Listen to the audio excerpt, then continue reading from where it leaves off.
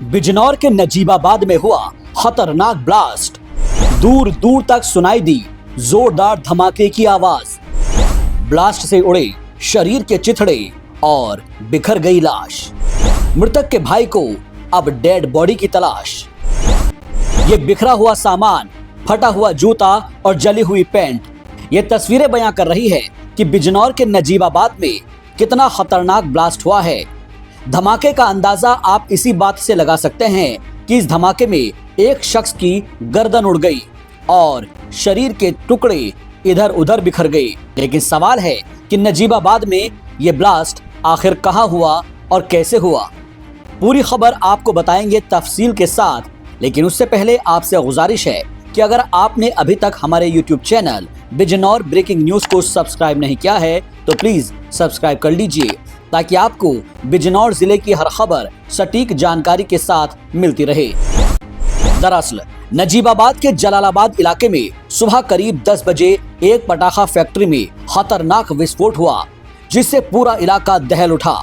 इस हादसे में एक मजदूर की मौत हो गई। विस्फोट इतना भीषण था कि मजदूर के शरीर के चिथड़े उड़ गए, जो फैक्ट्री के मैदान में इधर उधर जा पड़े। मृतक की पहचान 36 साल के सुधीर कुमार के तौर पर हुई है, जो थाना किरतपुर के पाटला गांव का निवासी था।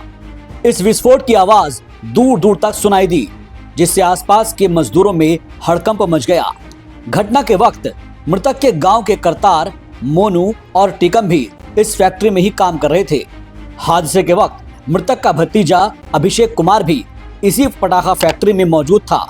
अभिषेक के मुताबिक उसके चाचा सुधीर फैक्ट्री में काम कर रहे थे कि अचानक ब्लास्ट हो गया, और जैसे ही ये ब्लास्ट हुआ तो सुधीर के शरीर के चिथड़े उड़ गए। सुभाष है जी, पाटला। ये क्या मामला, ये जो आपके हाथ में किसका है? सर ये हमारे भाई है सुधीर कुमार, पाटले के रहने वाले, यहाँ काम कर रहे थे इस फैक्ट्री में।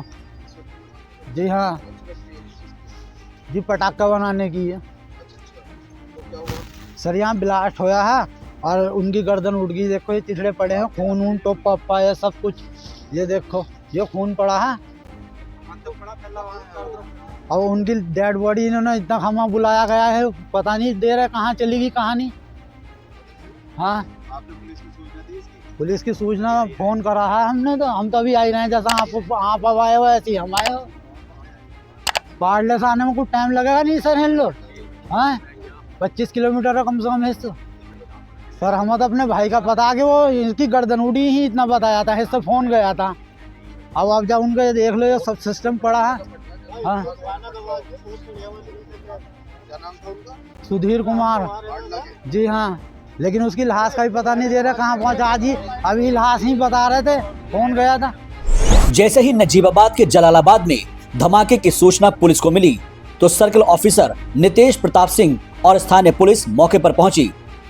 साथ ही बिजनौर के पुलिस अधीक्षक अभिषेक झा ने भी घटना स्थल का निरीक्षण किया। तो वहीं एसडीएम नजीबाबाद और थाना प्रभारी भी भारी पुलिस बल के साथ मौके पर मौजूद रहे। घटना की जांच के लिए फॉरेंसिक टीम को बुलाया गया है, जो इस हादसे को लेकर फॉरेंसिक जांच करेगी, जिसके जरिए ये पता करने की कोशिश की जाएगी कि आखिर ये हादसा कैसे हुआ और कितनी इंटेंसिटी का ब्लास्ट हुआ। थाना नजीबाबाद क्षेत्र में एक पटाखा फैक्ट्री से सुबह सुबह इन्फॉर्मेशन आई कि यहाँ पर एक विस्फोट हुआ है शेड में, जो एक पेड़ के नीचे बना हुआ है ओपन एरिया में, और इसमें एक मजदूर जो यहाँ पर कार्य कर रहे थे उनकी जो है मृत्यु हुई है। इस पर तत्काल स्थलीय निरीक्षण किया गया है।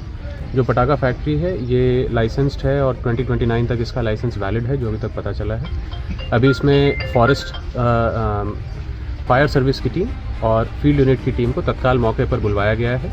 यदि इसमें किसी प्रकार का जो है कोई वायलेशन पाया जाता है तो उस संबंध में तत्काल जो है लाइसेंस निरस्तीकरण की और अभियोग पंजीकरण की इसमें जो है कार्रवाई की जाएगी। इस संबंध में जो है मेरे द्वारा तत्काल मौके पर निरीक्षण किया गया है। जो अग्रिम विधिक कार्रवाई है वो की जाएगी। सर कितने लोग घायल हैं?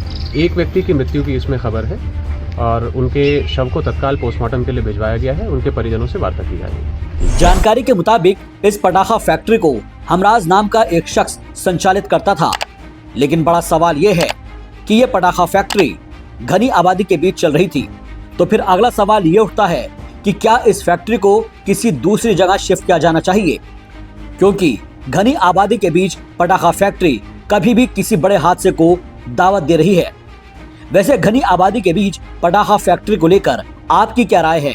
आप अपना जवाब हमें कमेंट करके बताएं। बिजनौर ब्रेकिंग न्यूज के लिए शाहबाज अहमद की रिपोर्ट।